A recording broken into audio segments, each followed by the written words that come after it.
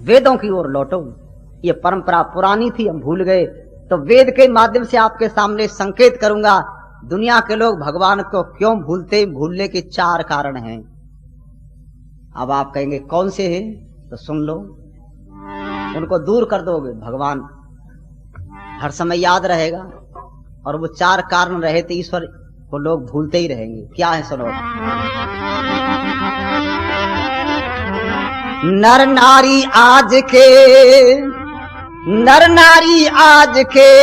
कैसे जानेंगे भगवान को। नर नारी आज के कैसे जानेंगे भगवान को। नर नारी आज के, नर नारी आज के पापी हो गए, कैसे जानेंगे भगवान को। नर नारी आज के कैसे जानेंगे भगवान को।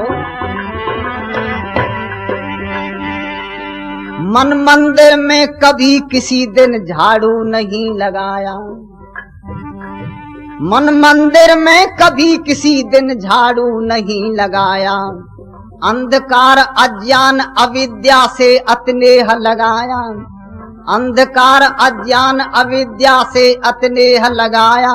भूले हैं ईश्वर के ज्ञान को। नर नारी आज के कैसे जानेंगे भगवान को। नर नारी आज के, नर नारी आज के, नर नारी आज के कैसे जानेंगे भगवान को। नर नारी आज के कैसे जानेंगे भगवान को। नर नारी।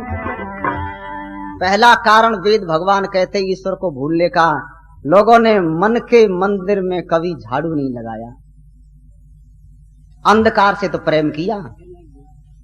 और दयानंद जी क्या लिखते हैं, ये जो मैंने संगठन बनाया इसका काम क्या है, इस आर्य समाज नाम के संगठन का काम क्या है, अविद्या का नाश और विद्या की वृद्धि करनी चाहिए।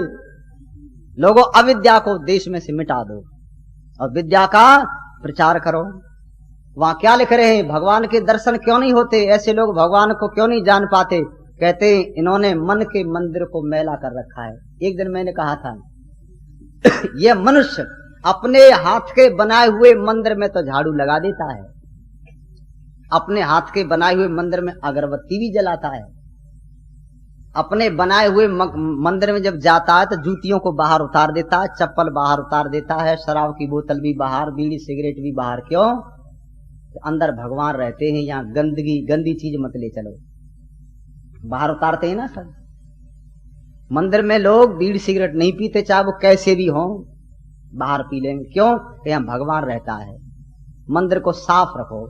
बात अच्छी है, रखना भी चाहिए, परंतु बहनों और भाइयों, मैंने संकेत किया था जिस मंदिर में भगवान के दर्शन होते उस मंदिर में झाड़ू नहीं लगाया। मन के मंदिर में एक लाइन सुनाई थी, तेरे पूजन को भगवान बना मन मंदिर आलीशान। अब आप कहेंगे मन के मंदिर की सफाई कैसे होती है? कोई बाजार में साबुन आता हो तो बताओ, खरीद लावें, उससे साफ कर दे मन के मंदिर को। तो धरती के पहले राजा ने, जिसका नाम महाराज मनु था, उसने 4 प्रकार के साबुन बताए सफाई करने के साधन। और क्या है? अद्भिर गात्राणी शुद्धंती मन सत्येन शुद्धति विद्या तपोभ्या भूतात्मा बुद्धिर ज्ञानेन शुद्धयति। महाराज मनु कहते हैं शरीर की सफाई, कपड़ों की सफाई जल से होती है। बड़ा सुंदर तरीका है।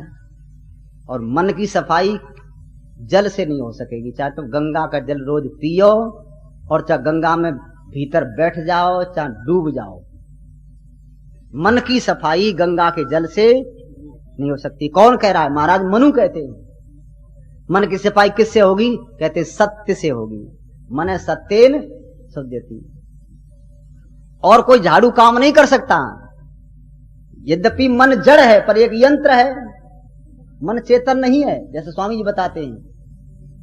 ये यंत्र हैं, यंत्र खराब तो हमारा कार्य भी सफल नहीं होगा। जैसे आंख देखती तो है, आंख के ऊपर चश्मा लगा लिया तो चश्मे में जो गंदगी हो तो आंख देख नहीं पाएगी, क्योंकि चश्मा एक यंत्र है। ऐसे ही मन जो है वो भी एक यंत्र है, उसको साफ कर लो और दुर्गुण दुर्व्यसनों से उसको बचाओ। या आचार्य जी एक बात कह रहे थे, मन को आप रोक नहीं सकते। मन के दो काम हैं, संकल्प और विकल्प, दो काम है, इनको वो करता ही रहेगा। ये तो करता ही रहता, मन का काम है। तो क्या करो, बुराई की तरफ से रोक करके अच्छाई की तरफ लगा दो। और आप कहो इसको बिल्कुल रोक दें, तो जैसे कोई नदी को नहीं रोक सकता, ऐसे मन को भी नहीं रोक सकता। नदी को आप रोको, उसको दीवार को तोड़ देगी, और दीवार तोड़ेगी नहीं तो दूसरा रास्ता जहां होकर जगह मिलेगी वहां का रास्ता बनाएगी। ऐसे मन को आप रोक नहीं पाओगे। और उसके दो काम चालू हैं, संकल्प और विकल्प। क्या करो, इधर से रास्ता रोक करके इधर मोड़ दो, बस बुराई से रोक करके अच्छाई में लगा दो, ये उसका काम है। तो कहते मन के मंदिर को साफ कर लो। और इस मन को जो है रोकने के लिए लोगों ने क्या किया, यम नियम आसन प्राणायाम प्रत्याहार धारणा ध्यान समाधि बताए। मन को ऐसे इनसे रोको। अब ये इसको वैसे इधर से रोकना बड़ा कठिन होता है। कभी कभी लोग क्या कहते हैं, मन बड़ा चंचल है, ये रुकता नहीं है। तो एक आपको 1 मिनट की मुझे एक बात याद आ गई, मन जो है वो कैसे रोकेगा।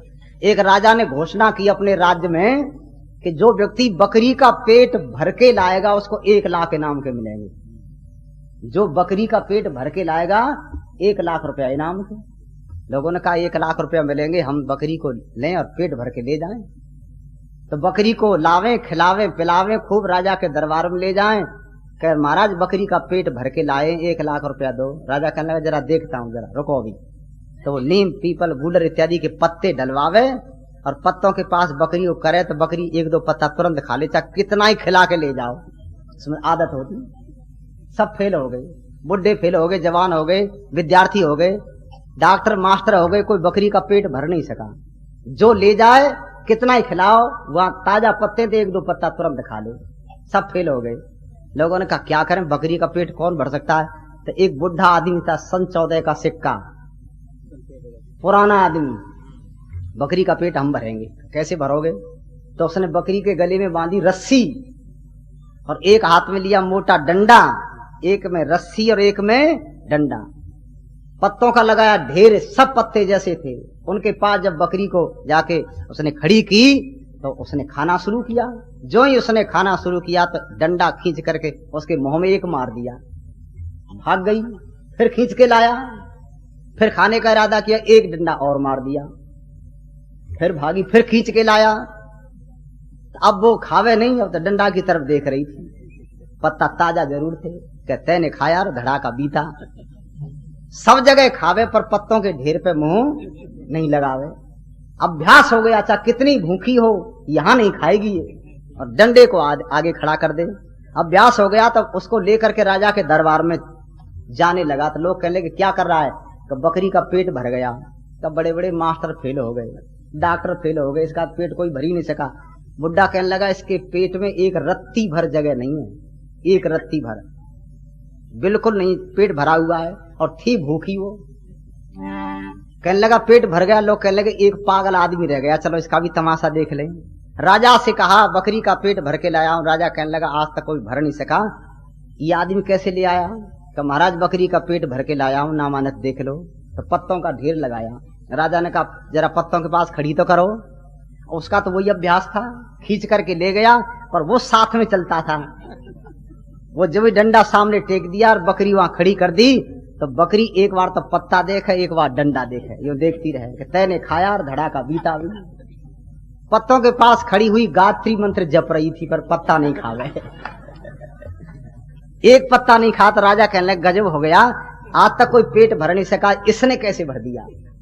तो उससे पूछा तेरी जीत हो गई, 1 लाख रुपए तुझे इनाम के मिलेंगे, यह बतला तैन बकरी का पेट भर कैसे दिया। तो क्या कहने लगा 3 दिन की भूखी है, दिखती नहीं तुझे। राजा तो हो गया, तो फिर खाती क्यों नहीं। ये हाथ में जब तक रहेगा तब तक ये पत्ता नहीं खा सकती। यह है ना, यह है कमाल है। तो कहने का मतलब क्या है, हमारा मन भी ऐसे जैसे बकरी। इसको रोकने के लिए क्या डंडा है, यम नियम, ये जो आसन इत्यादि 8 अंग है ना, तभी तो स्वामी जी बताते हैं इनका अभ्यास करो, ये मन तुम्हारे काबू में। और नहीं तो है क्या मन, सुनो ये 5-6 लाइन की आपको कविता सुना दूं। प्रकाश चंद्र कविरत्न अजमेर वालों ने 5-6 लाइन की कविता लिखी। ये मन क्या है सुनो।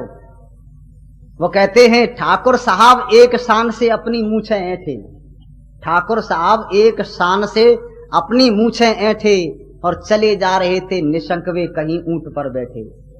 तो अनायास छुट गई ऊंट की नकेल उनके कर से, अनायास छुट गई ऊंट की नकेल उनके कर से, लगा भागने ऊंट ठाकुर के होश उड़ गए डर से। लगा भागने ऊंट कभी तो हरी भरी खेती में, कभी पत्थरों में, पहाड़ों में और कभी रेती में।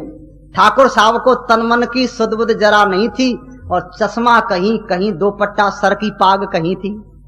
जब ऊंट भाग रहा था और हाथ में कुछ है नहीं, तो रास्ते में कुछ आदमी खड़े थे। वो कहने लगे उससे, ओ पथिक महाशय आप कहां जाएंगे। बोले कुछ लोग, ओ पथिक महाशय आप कहां जाएंगे। तो बोला जहां ले चलेगा ये ऊंट वहां जाएंगे। स्टीयरिंग फेल हो गई है, हाथ में कुछ है ही नहीं, ये जिधर चलेगा उधर जाएंगे। तो ठीक जब मन असंयमी उच्छृंखल मार्ग भ्रष्ट हो जाता और बिना नकेल ऊंट समनर को जहां तहां भटकाता। बहनों और भाइयों, ये मन जब बेलगाम हो जाता ना, बुद्धि से संबंध टूट जाता है और हम को सोचते नहीं, तब मनुष्य को गड्ढे में गिरा दे। एक सूत्र लिखा है जी, हाँ एक सूत्र भी लिखा है, कहते हैं मन ए मनुष्याणाम कारणं बंध मोक्षयो। शास्त्री संकेत कर रहे हैं। अर्जुन ने कहा कृष्ण से, महाराज ये मन जो है कैसे काबू में हो। तो योगीराज कृष्ण कहते ये बड़ा चंचल है, इसको रोकना जैसे वायु के वेग के समान जो है, इसको रोकना बड़ा कठिन है। योगी लोग इसको रोक लेते तो कहते इस मन की सफाई किससे होगी। मन की सफाई सत्य से होगी। जिन लोगों का मन साफ नहीं है, गंदा है और मैला कर रहे हैं, उस मंदिर में तो झाड़ू लगाते हैं, उसमें सुगंधी करते हैं, पर मन के मंदिर में अंडा, मुर्गा, बकरा, गधा, घोड़ा, कुत्ता, बिल्ली सब। और भगवान के दर्शन करने को चले तो सारी दुनिया में भगवान के दर्शन होंगे नहीं, चाहे कितने धक्के खाओ। मन के मंदिर को मैला कर रखा। वेद भगवान कहते जिनका मन का मंदिर मैला, उसको भगवान के दर्शन नहीं होंगे, उनको मिल ही नहीं सकता कभी। तो बिल्कुल एक कारण तो समझ गए। और दूसरा कारण क्या है तो सुनो। खाना पीना ही जीवन का समझा सच्चा सार।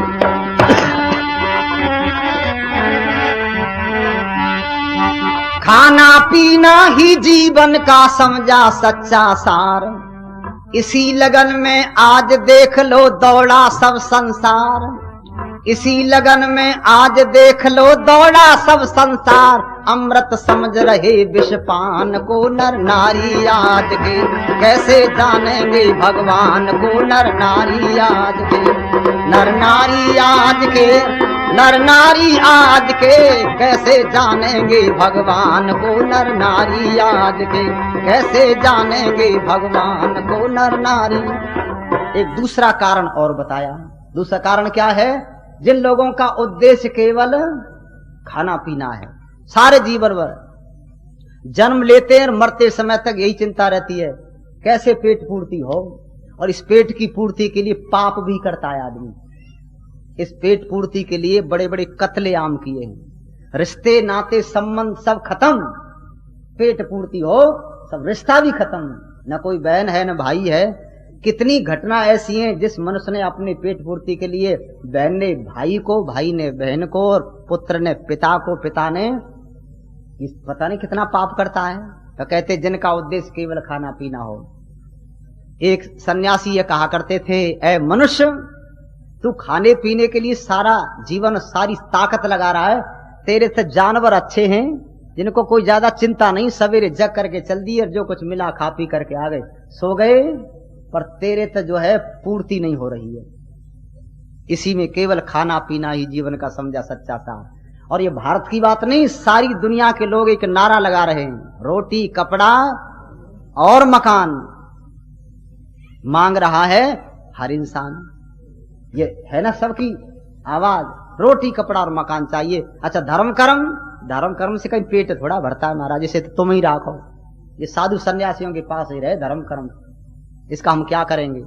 ये लोगों की भावना है पर सुनो, रोटी कपड़ा और मकान, 3 चीजों की पूर्ति हो जाए तब भी आदमी को सुख हो शांति नहीं है। हमारे गुरुजी पंडित किशोरीलाल जी, एक आदमी कहने लगा, पंडित जी रोटी कपड़ा मकान चाहिए और कुछ ना चाहिए, इसी की जरूरत है। पंडित जी कहने लगे 5 मिनट में तीनों चीज दिलवा दूं तेरे। जिस आदमी को जरूरत हो रोटी कपड़ा और मकान, तो 5 मिनट लगेंगे, मैं अभी दिलवा देता हूं। थोड़ी मेहनत करनी पड़ेगी। लोग कहते क्या मेहनत है? का चौराहे पे खड़े हो जाओ और हाथ में ले लो लाठी, और जो बड़ा आदमी बढ़िया से बढ़िया दिखाई दो उसकी खोपड़ी में बिना सोचे समझे मार दो, जी चाहे जितनी, फोड़ दो, मर जाता हूं, मार दो उसको। क्या होगा? का तुम पकड़े जाओगे। मेहनत इतनी करनी है? आंख मीच करके मार दो जी चाहे जिसमें। और बड़े आदमी मारना, छोटे में नहीं। जब मर जाएगा तुम पकड़े जाओगे, तुम्हारी होगी जेल, जेल में जाओगे। रोटी कपड़ा मकान तीनों मिलते हैं ना वहां। रोटी कपड़ा और मकान तीनों मिलते हैं। अच्छा, रोटी करनी ना पड़े, करी कराई मिलती है। और कपड़े के भाव का पता नहीं, टेरी काट क्या बिक रहा है, सूती क्या बिक रहा है, बिके जैसे भाव तुम्हें तो पहनने को मिल रहा है। और मकान ऐसा मिलेगा जैसा तुम्हारे बाप दादों ने कभी नहीं बनवाया हो। खूब मजबूत मिलता है ना बड़ा मकान। पर आप देखो, पहरेदार भी, सुरक्षा, पर देखो उसके अंदर भी लोग रहे ना। 3 चीज मिल गई। अभी पिछले दिनों की बात है, 7 जुलाई को मैं अपने भरतपुर की जेल में प्रचार करने गया। पकड़ा नहीं गया मैं कि बस किसी केस में गया हूं। बुला लिया और जेल में प्रचार करने के लिए। भरतलाल शास्त्री एक हाँसी के, वो भी मेरे साथ में थे, भरतलाल जी। हम दोनों गए। एक सज्जन और थे, उन्होंने कहा आर्य समाजियों का प्रचार बहुत अच्छा लगता है। तो जेलर महोदय कहने लगे हमारी जेल में प्रचार करना, यहाँ काफी जेलियों इनको कुछ शिक्षा मिले। चलो, कर दी हम भी बंद थोड़ी देर को। भीतर जाके बैठे तो लगभग 300-400 कैदी थे, सब बैठे थे, बड़े शांत बैठे बेचारे। और वहां जेल में 10-15 महिला थी। तो हमारे एक साथी कहने लगा ये क्यों आ बैठी यहाँ? मैंने कहा तेरा प्रचार सुनने आई हैं। कुछ बहनें तो घूंघट मार के बैठी थी जी जेल के अंदर। वो किसी केस में, उनको दुनिया भर के केस होते हैं। जब बैठे तो हमने प्रचार किया, करीब 3 घंटे का कार्यक्रम रखा गया था। तो हमारे एक साथी कहने लगे कि देखो तुम बहुत अच्छे हो, भगवान से प्रार्थना करना कि हम यहीं रहें, बाहर बड़ी टक्कर हो रही है, बड़े मारे जा रहे हैं लोग, बड़े परेशान हैं। तुमको गेहूं के भाव का पता नहीं क्या बिक रहा है। किसी भाव बिके, पैदा हो या न हो, वर्षा हो या न हो, तुमको तो रोटी मिलेंगी।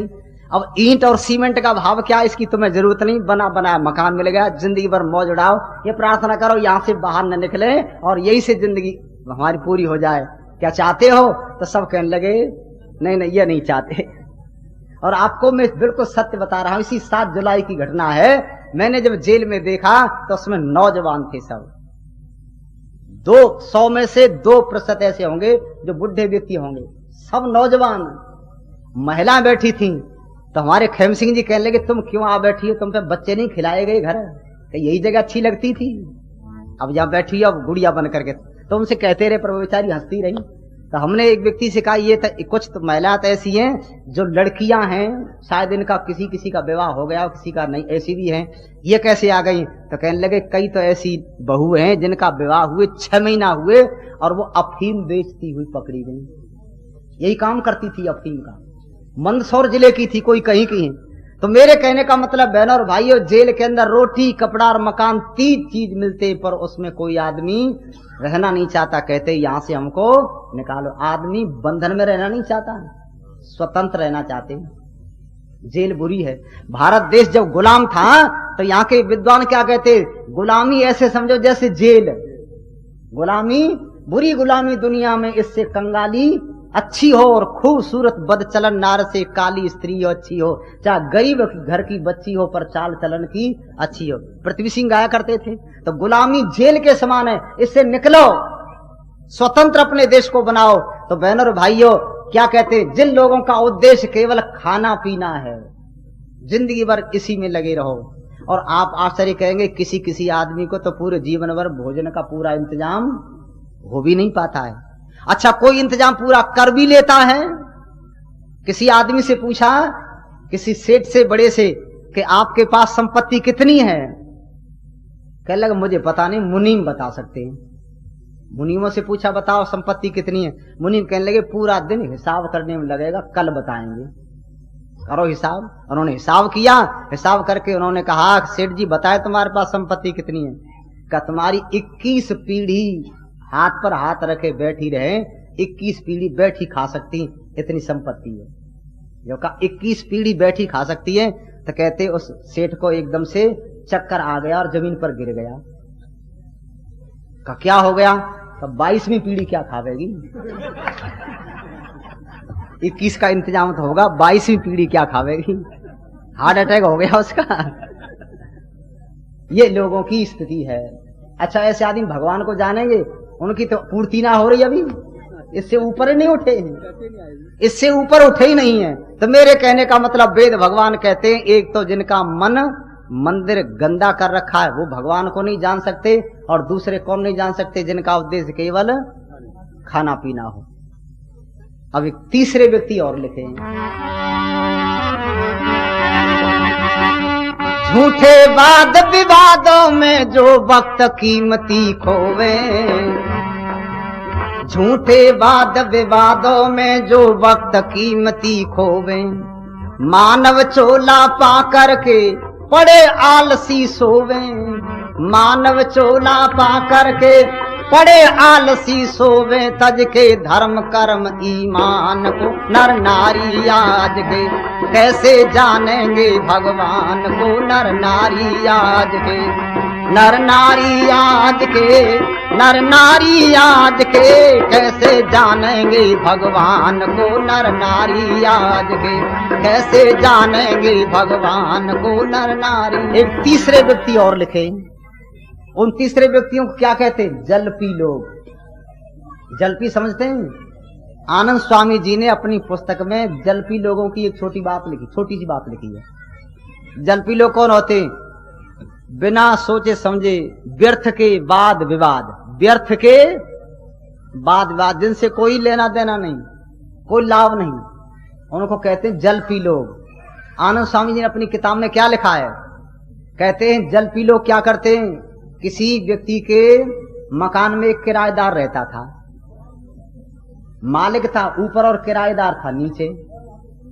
तो किराएदार पढ़ा लिखा आदमी था, उसकी पत्नी भी पढ़ी लिखी थी। एक दिन दोनों पत्नी लड़ने लगे, बड़ी लड़ाई हो। मालिक सोचने लगा ये तो बड़े समझदार, कभी लड़ते नहीं, आज तो ये न सोवे न सोने दें, क्यों लड़ रही? वो उतर करके नीचे आया और लड़ाई किस बात पर थी? पत्नी कहती थी कि मैं लड़के को डॉक्टर बनाऊंगी, दुखियों के दुखों को दूर कर देता है, दुनिया धन्यवाद देती है। और पतिदेव कहते थे मैं लड़के को वकील बनाऊंगा।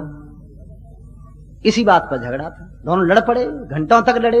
वो कहे मैं वकील बनाऊं, वो कहे मैं डॉक्टर बनाऊं। मालिक आकर के कहने लगा भाई लड़ते क्यों हो तुम? तो देवी जी कहने लगी ये मानते नहीं, मैं लड़के को डॉक्टर बनाना चाहती हूँ, दुखियों के दुखों को दूर करेगा, बढ़िया काम करेगा।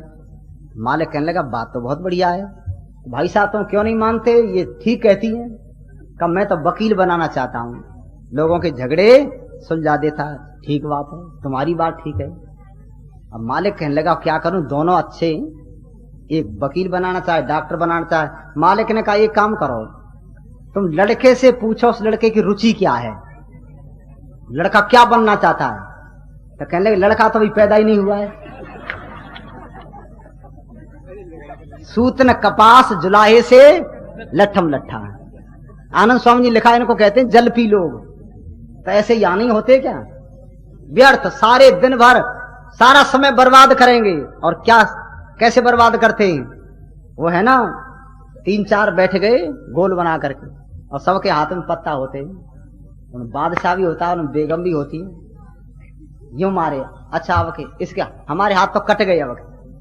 और दिन भर सबके हाथ कटे, शाम तक किसी का ना कटे, सबके हाथ कटे। अब के हार गए, जीत गए। और व्यर्थ में समय बर्बाद, न कोई जीते न हारे, वही है। ये समय बर्बाद करते हैं, अच्छे काम के लिए तो समय नहीं, और वहां बर्बाद। ये जलपी लोग ही है। झूठे वाद विवादों में जो वक्त कीमती खोवे, और मानव चोला पा करके भी पड़े आलसी सोवे, तज के धर्म कर्म ईमान को। बहनों भाइयों, मनुष्य जीवन बहुत कीमती है। इस जीवन को प्राप्त करके व्यर्थ न गमाओ। ऐसा समय जाने कब आवे, मर करके जब जाएंगे तो पता नहीं कौन सी योनि में जाना पड़े। अच्छे काम न हुए तो अन्य योनियों में जाना पड़े, भटकते रहेंगे। ये मानव जीवन मिला है, यही अवसर है, इसमें उन्नति कर सकते हो, भविष्य के लिए अच्छे कर्म कर सकते हो। तो कहते समय को बर्बाद मत करो, बहुत कीमती समय है। और अपने शत्रुओं पर विजय प्राप्त करो, अपने अंदर जो शत्रु हैं उन पर विजय प्राप्त करो। वही बहादुर होता है दुनिया में, जो अपने दुर्गुण दुर्व्यसनों को दूर कर देता है और अच्छे गुण कर्म स्वभाव को प्राप्त करता है। महात्मा गौतम बुद्ध ने अपने एक शिष्य से, जिसका नाम आनंद था, उससे कहा जाओ आनंद बाजार से कुछ सामान लेकर के आओ। आनंद चल दिया बाजार में सामान लेने के लिए। बाजार में बहुत बड़ी भीड़ देखी तो आनंद खड़ा हो गया। लोगों से कहा ये भीड़ क्यों? तो लोग कहने लगे तुमको पता नहीं, आज एक पहलवान की कुश्ती होनी है, तमाशा देखने को जनता खड़ी। तो आनंद कहने लगा अरे पहलवान की कुश्ती देखने को खड़े हो, बेकार समय बर्बाद करते हो, हम तो चलते ही। तो आनंद चलने लगा तो भीड़ के लोग कहने लगे क्या समझा तुमने, तुमको पता ही नहीं? क्यों? का पहलवानों की कुश्ती बहुत देखी है। तो लोग कहने लगे ऐसी कुश्ती तुमने जिंदगी में आज तक न देखी होगी। तो आनंद कहने लगा वो कैसी है? कि पहलवान की कुश्ती पहलवान से नहीं है। फिर किससे है? कि पहलवान की कुश्ती शेर से है। आनंद कहने लगा फिर तो देखनी चाहिए भाई, फिर तो हम भी देख के जाएंगे, गुरुजी को सामान ले जाना, ले जाएंगे थोड़ी देर में। आनंद खड़ा हो गया, भीड़ बढ़ती चली गई, काफी भीड़ हुई। तो बहनों और भाइयों, एक पहलवान अपना जांगिया काच करके मैदान में कूदा, बड़ा सुंदर स्वस्थ सुडौल, और दूसरी तरफ से पिंजड़े में से शेर को निकाला। अब जो ही शेर निकला तो उसकी आदत होती है वो गरजता है, हुंकार मारने लगा। तमाशा देखने वाले कुछ भाग गए, कुछ खड़े रह गए। और जब कुश्ती हुई तो पहलवान ने इतनी फुर्ती से वार किया तो शेर के पैर हाथ में आ गए, पैर पकड़ करके पछाड़ दिया और 2 टुकड़े कर दिए उसके। तो सारे शहर में शोर मच गया, ऐसा पहलवान नहीं देखा जिसने शेर को पछाड़ दिया और मार दिया। आनंद ये तमाशा देख करके महात्मा गौतम बुद्ध के पास पहुंचा, देर से पहुंचा। महात्मा गौतम बुद्ध कहने लगे आनंद अब तक तुम कहां रहे, देर कहां की? गुरुजी एक तमाशा देखता रहा। क्या तमाशा देखा? कि ऐसा जिंदगी में कभी नहीं देखा, पहली बार देखा है। कि क्या था? कि गुरुजी एक कुश्ती देखी। कुश्ती किस क्या देखा? कुश्ती तो बहुत होती रहती है। तो आनंद कहने लगा गुरुजी पहलवान की कुश्ती पहलवान से नहीं थी। फिर किससे थी? कि पहलवान की कुश्ती शेर से थी। फिर क्या किया कि पहलवान ने शेर को पकड़ा, जमीन पर पछाड़ दिया, 2 टुकड़े कर दिए, शेर पछाड़ के मार दिया उसने। तो महात्मा गौतम बुद्ध कहने लगे ये भी कोई बड़ी वीरता, ये भी कोई बड़ी वीरता। तो आनंद कहने लगा गुरुजी लड़के देखो, वीरता का पता तब लग जाएगा। यहीं से कह रहे हो? तो महात्मा गौतम बुद्ध ने एक बहुत बढ़िया बात कही, संतों की बात है। महात्मा गौतम बुद्ध कहने लगे सुनो आनंद, इस दुनिया में तुमको शेर पछाड़ने वाले बहुत मिल जाएंगे, हाथी को पकड़कर नचाने वाले बहुत मिल जाएं, बंदर को नचा दें, भालू को, सर्प को नचा दें, पर कोई बिरला ही पहलवान मिलेगा जो काम, क्रोध, लोभ, मोह इन शत्रुओं के ऊपर विजय प्राप्त कर ले। मैंने कविता लिखा था, बांध लिया हाथी बंद शेर को, किया है तूने ऊंट के नकेल डाली रीछ को नचाया है, और सर्प के भी दांत तोड़ विषय विहीन किया, पशु पक्षियों पर रौब खूब ही जमाया है, बड़े बड़े बलवान युद्ध में पछाड़ दिए, वीरता में नाम सारे विश्व में कमाया है, और जीता सब देश पर काम क्रोध जीता नहीं, वक्त नरदेव तैने काहे को गमाया है। मनुष्य वो महान है जो इन शत्रुओं पर विजय प्राप्त कर ले। इन शत्रुओं का जीतना बड़ा कठिन है। इन शत्रुओं को जीतने के लिए आप कितनी खुराक खाओ, शरीर में ताकत बढ़ाओ, जीत नहीं पाओगे। इसकी तो खुराक क्या है? वो आध्यात्म विद्या है, आध्यात्मिक चिंतन है। हो गया अभी समझ? नहीं, अभी 15 मिनट। धन्यवाद। सुनो बहनों और भाइयों, क्या लिखा है? वो कहते हैं तीसरे व्यक्ति वो हैं जो अपने सारे समय को व्यर्थ बर्बाद कर देते हैं, इसको समझ नहीं पाते, जो जीवन कीमती है, जिनको जल पी लो कहते हैं, ये भगवान को जान नहीं सकते जीवन भर। एक चौथे और सुन लो, वैसे समय पूरा हो जाएगा। तन के उजले मन के मैले बगुला जैसे भेष, तन के उजले मन के मैले बगुला जैसे भेष, भ्रष्टाचारी भक्त बने हैं अब तो लोग विशेष, जाने ना ईश्वर के ज्ञान को नर नारी आज के, कैसे जानेंगे भगवान को नर नारी आज के। नर नारी आज के, नर नारी आज के, कैसे जानेंगे भगवान को नर नारी आज के, कैसे जानेंगे भगवान को नर नारी।